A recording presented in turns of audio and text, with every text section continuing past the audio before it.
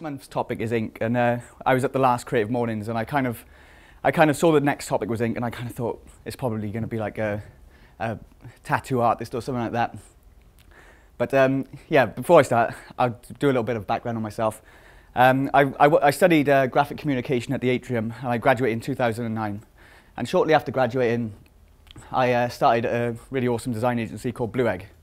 And there I work with a team of illustrators, designers, developers and content specialists, and we help bring brands and websites to life. My role there, I'm a designer and I do a lot of illustration, and I'll come on to that a bit later. And I also do a lot of kind of like personal projects and the odd freelance project under the name Strangelove. And again, I'm going to come on to that in a little bit. So yeah, I kind of thought that this talk would be a tattoo artist. That's what I pictured, which is quite weird because I work with ink every day. Designers and illustrators, we all work with ink every day. And yeah, this is instantly where my mind went. And I really appreciate the talent and the art that tattoo artists do. But for me, I've always been a little bit, I don't know about a tattoo for myself, because it's so permanent. And for a designer who can't make his mind up on his favorite typeface, his favorite color, it changes daily. So I know if I had a tattoo, I'd love it on the one day, give it 6 weeks, and I'd be like, oh, what was I thinking? So yeah, and it's also, because it's so permanent, it needs to be perfect. It needs to be absolute perfection. And I always fear coming away with something like this. I would be absolutely mortified. so yeah, I've always kind of been scared of things not being perfect, especially if they're going to be permanent. So yeah, I spent my life growing up kind of craving perfection. I think this was always my kind of downfall. As a kid, I would start, whether it was an essay or an illustration or anything, if I made one little mistake at the beginning, I'd just rip it up and I'd put it in the bin and I'd start again. And then I'd make another mistake, rip it up, start again. So that craving of perfection really was my downfall, I feel. So my grandmother tried to combat this a little bit, and she would give me loads of scrap paper. She's like, right, plan it out, get your drawing planned out, make all your mistakes, and then she would cut out the back of her Kellogg's box, and I'd put my best drawing on the back of the Kellogg's box. So that's kind of one way how I started combating kind of the craving for perfection. So yeah, and then through, as I got a little bit older, GCSE art and A-levels, one of my art teachers told me, you've got to start embracing these imperfections. You've got to start, if you make a mistake, just try and turn it into something better, try and turn it into something good. So I think these bits of advice kind of helped me get to where I am today as a designer and illustrator. And I think today I definitely embrace the imperfections.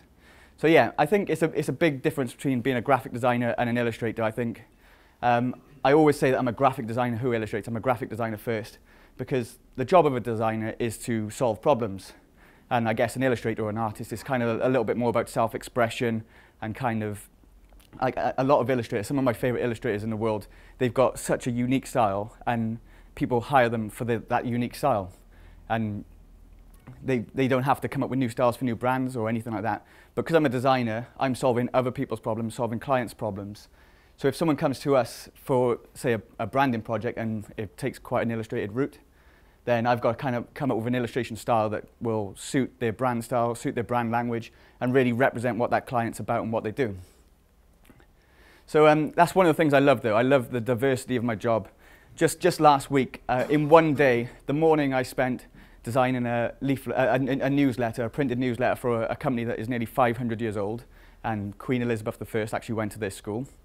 So that was like a nice project. In the mid-afternoon, I spent it drawing monsters, which I just finished yesterday, which are looking pretty good. And in the late afternoon, I spent it doing a hand-illustrated or hand-rendered kind of menu for an Asian takeaway. So it's like completely diverse. Just in one day, just completely had to like switch kind of styles and switch my frame of mind, basically.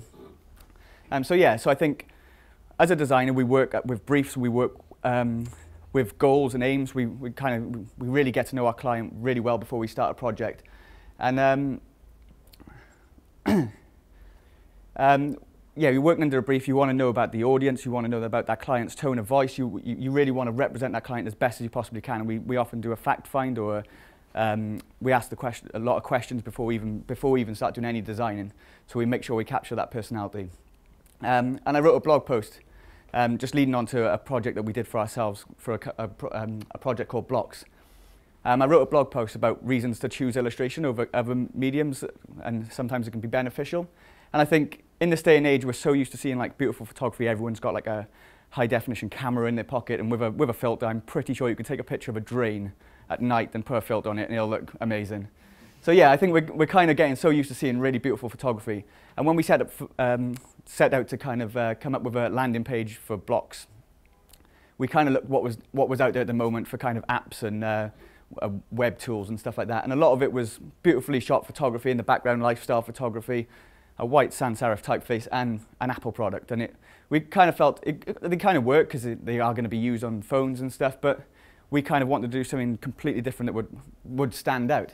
So as a team at Blue Egg, we kind of put our heads together and we came up with a concept of this kind of style for Blocks. So I got kind of watercolors out, and watercolors is classed as an ink. I looked it up. Yeah. So yeah, so I got the watercolors out, and we kind of got these like really kind of like natural flowing colors and textures, and the whole idea of Blocks, for people who don't know, is it's a suite of productivity tools that do different things. It might be a to-do list or a project management tool, or and they all work together. And we use a lot of tools ourselves, like productivity tools, and none of them speak to each other. But the idea with Blocks is that they all update each other. They all keep each other in the loop. So the first part of the website, all the birds were in cages, and now the second part, they were out of the cages and they were talking. And I think just this little bit here, that was my favorite bit about the entire like look of the website, is the fact that I kind of got those two birds to kind of like merge together through just a little bit of ink. Just kind of, I kind of like blew it to like go across the page, and yeah, I think that's my favorite bit about that. So yeah, I think this website worked really well because we smashed our sign up target in the first week, so it all went really well. But that was us working for ourselves, where we were all on the same page, a group of designers knowing what we were doing. But with clients, it takes a little bit more selling and convincing, especially if you're going to try and do something a little bit different. So one of my favorite projects that I've worked on at Blue Egg was one for an old people's home in Croydon. And it sounds quite like, when that brief came in, it could possibly sound like, I don't know, an old people's home. It could sound a bit mundane, I guess. But we did our research, and we found that a lot of the logos and identities were based around like trees and dying leaves, and we were like, oh, that's so kind of, I don't know, it was quite bleak, I guess. But then the plus side, the best looking pensioners were seen in quite a lot of the printed documents. Like, so yeah. So when we set out to do the branding for Whitgift Care, we decided we didn't want to use any stock photography at all. We didn't want to do any of this kind of cliched kind of, I mean, you've got a house there with hands wrapped around old people. It's like, I don't know, it's just completely stay away from all the kind of cliches and kind of keep it simple, strip it back, and let the design style do the talking. So we sent a real photographer out to shoot real people, and he came back with like really great shots, because the part of the team went up to Croydon to go to these free care homes and kind of meet the staff, meet the residents there. And what they found was these people were so happy, and they were so active, and they were just full of personality, and we wanted to get that across. So what we did, we got the photography, and we kind of merged it with like hand-drawn illustrations, and we brought the illustrations into the photography, and we got them to write handwritten messages, and it was like really unique. But it was, I feel it was like a lot more authentic than the stuff that we had found beforehand. So it was a project that it was really fun to work on, and it was a project I'm quite proud of. So yeah, I think these days as well, I think a lot of companies, they've spent decades trying to appear all professional and corporate, and now with modern websites and social media, I think a lot of big organizations just want to appear a lot more human, especially on the social media platform. And for me, nobody does this better than Innocent. I follow them on Instagram and Twitter, and They are absolutely incredible. From their like hand-rendered logo to their packaging to their advertisements, everything that runs through that brand is completely just on the money, basically. So this was some of the shots on Instagram recently, and they do stuff that's topical, kind of pointing a little bit of fun at the release of the Apple Watch. And then I tweeted the Apple Watch image and said, this is innocent winning at social media. And they got back to me and said, cheers, Gareth, glad we're winning. Hopefully we receive a medal of some sort. So it's like right down to the person who's replying. Their brand is absolutely consistent right throughout.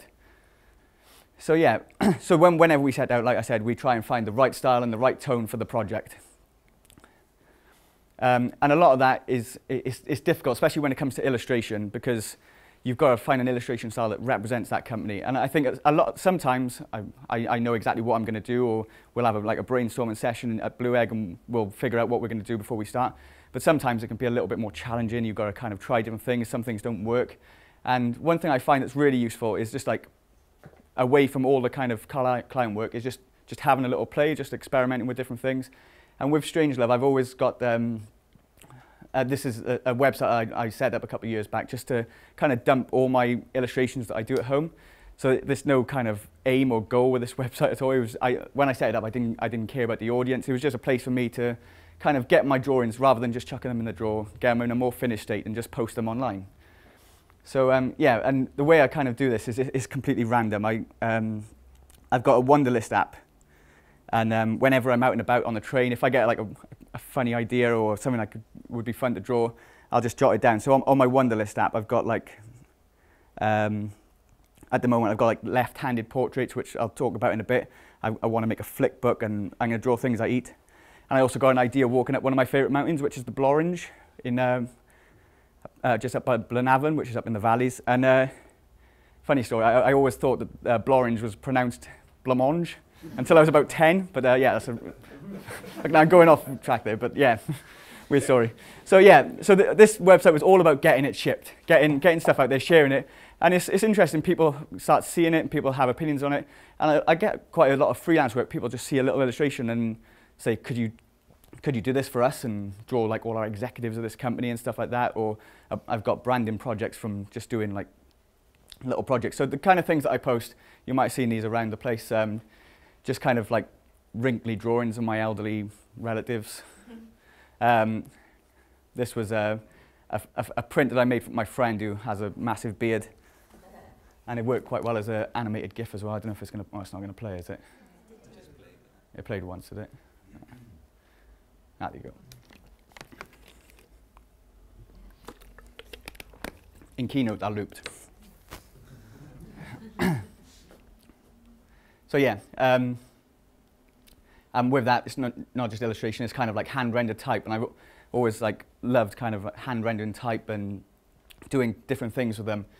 But what I found was that if you wanted to get like the authentic kind of swirls of like calligraphy or like kind of brush strokes, it's really hard to achieve with a fine liner. And so I started a project inspired by my granddad. My granddad was a pretty good drawer back in his day as well. He used to draw kind of like this. I think this is instructions on how to change a fan belt on a car. So it's just like, and like this incredible drawing of a building. But since a young age, he always used to buy me calligraphy pens and used to really push calligraphy on me. And it's something that I kind of picked up more recently as well. So I got the old calligraphy pens out and I started a little personal project called Cal Lyricgraphy, where I wanted to really improve my calligraphy style. So I thought, when I first sat down, I just started writing swear words. And I thought, I can't just keep writing shit. So I thought, right, I got to start writing something if I'm going to improve. So I decided to start writing lyrics from various songs. So that was one of the ones from a Notorious B.I.G. song, and then that kind of like got brought into work then. So this completely free-flowing, inky style I took into Blue Egg, and this was a project that I did for the Team Wales kind of Commonwealth Games, showing where the baton was going to be going, and I don't think the client expected it to look like this, but it went down really well, and it was a really good, fun project to work on as well. And then this is a jewelry company in New York who kind of seen the calligraphy stuff, and she came to me and she said, oh, I really want my logo to look like that. So it was quite a solid brief, and I knew what I was going to do, but I kind of wanted to do a little concept with it as well. So because they were called Stargaze, I kind of thought with ink splatting on a page, if you inversed it, it kind of looked like stars a little bit. So in the logo, I don't know if you can see it there, but it's all kind of like dots. So when it's inverted, it kind of looks like stars as well. So yeah, then I started playing with like different pens and starting to really enjoy getting these kind of natural kind of flowing text. So I started using different types of inky pens, and this big chunky one in the middle was a big part in the Hockey brand that we did last year at Blue Egg. And they're an exciting kind of Asian takeaway. We're trying to change the face of what people expect from Asian food in the UK. So all the ingredients are like fresh and authentic, and they use like innovative cooking techniques to do all their food. So we wanted to use a font. I did a bit of research into kind of scripture fonts and stuff like that. And I found a few fonts that could have worked, but I kind of felt like I didn't want to use a font, so I set out and I made my own font. I actually made about 10 fonts, and when we set out, for me, I hate it when like hand-rendered fonts, when you look at them and you can kind of see that the two A's are the same or the two O's are the same, and then it's a giveaway then that you know it's a font and not a genuinely hand-rendered thing. So with this, because I created about 10 versions of this typeface, my guideline to myself basically was, at no time will you ever see the same two characters in the same piece. So yeah, this was the typeface, or 1/10 of the typeface. And then we applied that across the brand then, and it started, even at small sizes, it worked really well. And it was instrumental in the kind of packaging and right throughout their brand language, basically. And it kind of represented the kind of the fast kind of energy of the place. And then they're applied to all their social media and on their website and stuff as well. And what was interesting, we're just going through the kind of the second phase of Hockey now. They're just restructuring their menu, and they've learned a lot in their first 6 months.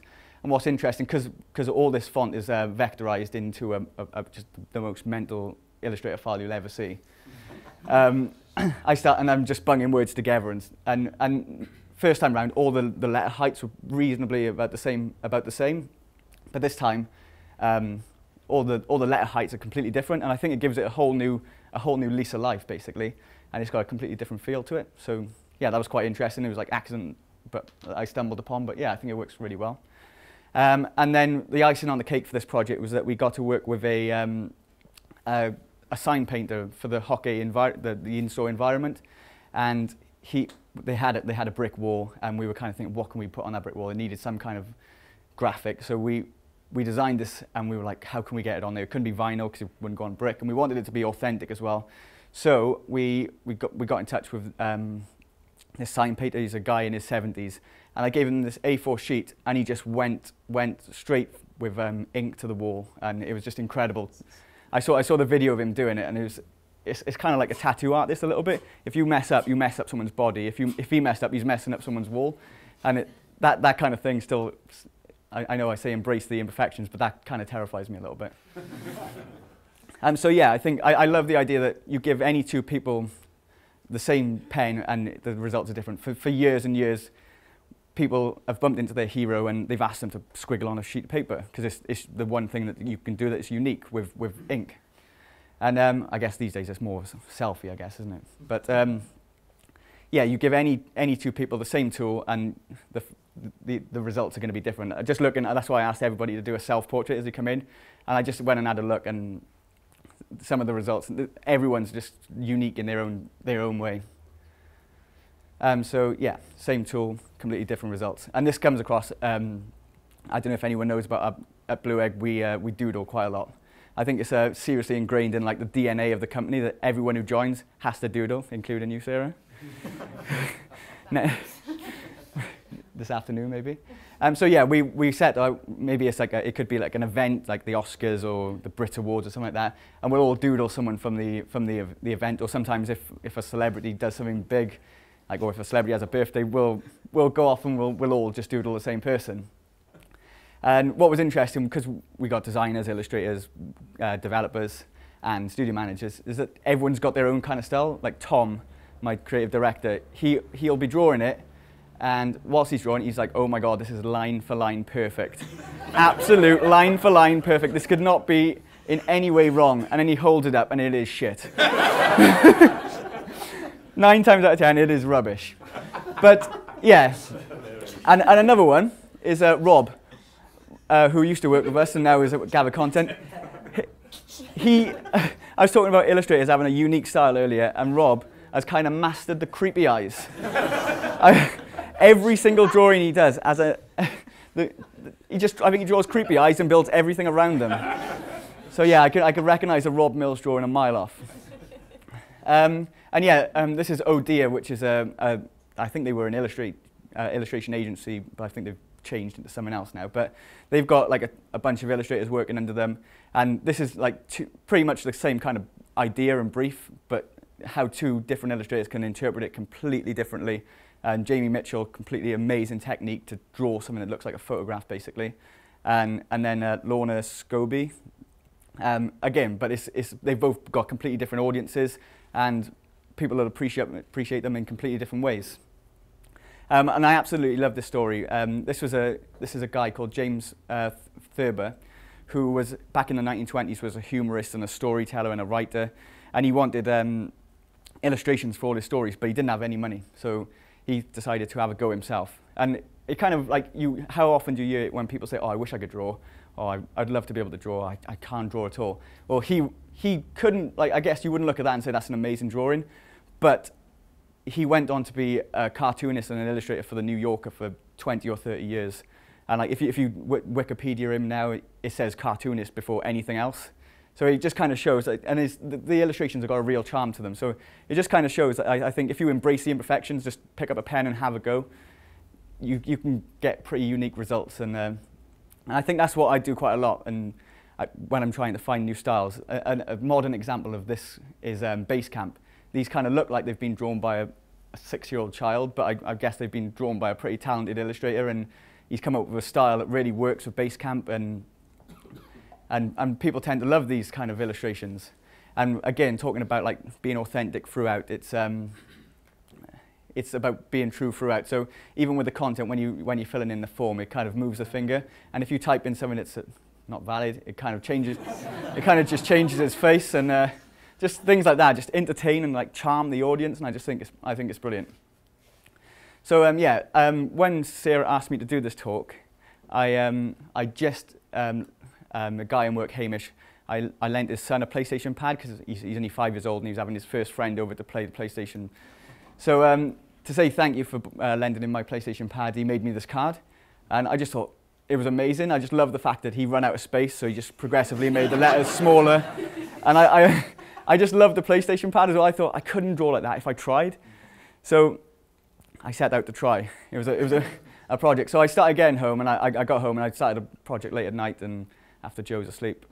And I started doing some left-handed portraits, which I think on their own, they kind of, I don't know, they kind of look like they've been drawn by a child. But I think when you put them all together, they're quite endearing, and they got like a sense of charm to them. So what was frustrating though, I found myself getting better and better with my left hand. I was like, no, I don't want you to be better. You've got to stay shit. So yeah, so today I had a little idea where we're picking some prize winners for the best self-portraits, and one of the ideas was I was going to draw the entire audience, but this involves a little bit of audience participation.